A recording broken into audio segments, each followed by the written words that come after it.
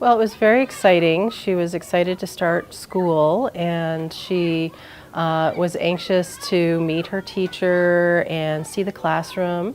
And for me, it was a little bit of emotional because it's a big milestone to let your child start their elementary school experience. So I was nervous, but also excited for her because I knew that she was really interested and engaged in what that meant for her.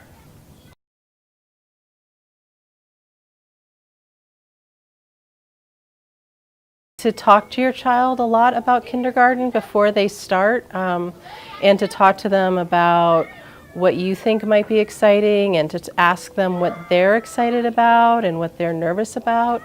You can talk to them about if they have fears. You can talk to them about different ways to deal with their situation. Like if they feel like, oh, what if I don't know anybody? You can say, well, how do you introduce yourself? And if they say, I don't know where things are, you can say, well, you can talk to your teacher, or if you have anything, you can talk to your teacher.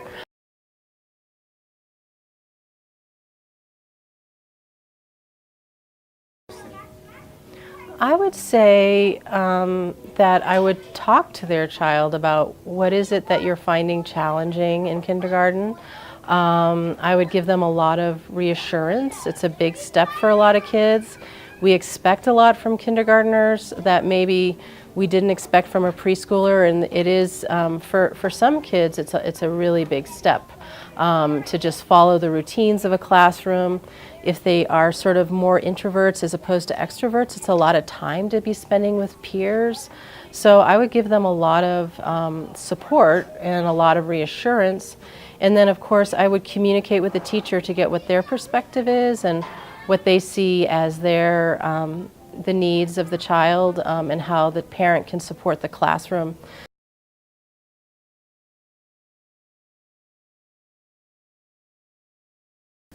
I would just prepare them for a new environment, starting to follow directions. It's a little stricter than pre-K programs.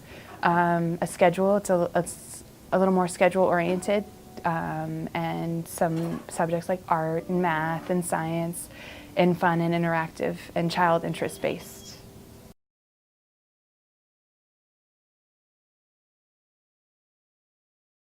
All right. I would suggest if a child has it difficult for the first day, just open communication with the teacher. Especially for me, I'm huge in open communication with the parents and with the child to let them know I'm here to support them socially and emotionally, whatever they need, and whatever the problem is, we'll work through it with the parents and with me just to make that connection. I think it's really important communication between parents, child, and teacher.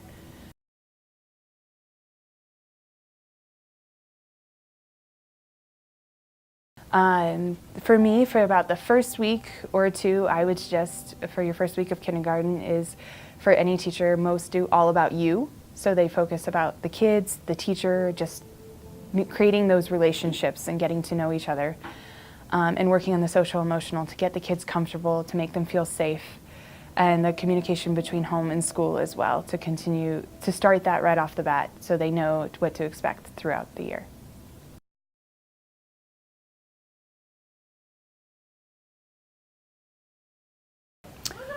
Well, certainly the weeks before you should be talking about kindergarten and what you expect might happen.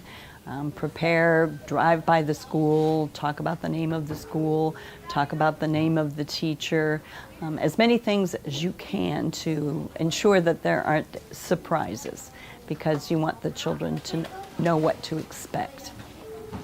The night before, it would be good to make sure that your child has a good night's sleep, that you again talk about what's going to happen that next morning, what you're going to do, what they're going to do, and what their day is going to look like.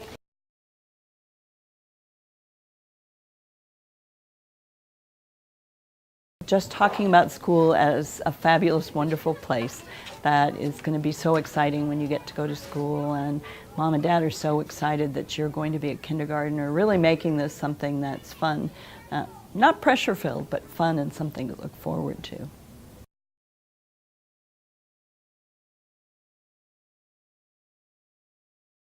You know, what are the unique strengths about your child Parents are the first and most important teachers of their children, and they know them best. So any kind of clues that you can give the teacher about what to expect from your child, what their strengths are, and then what are the areas where they struggle. Are there some things that they have difficulty with? Those are important things for the teacher to know.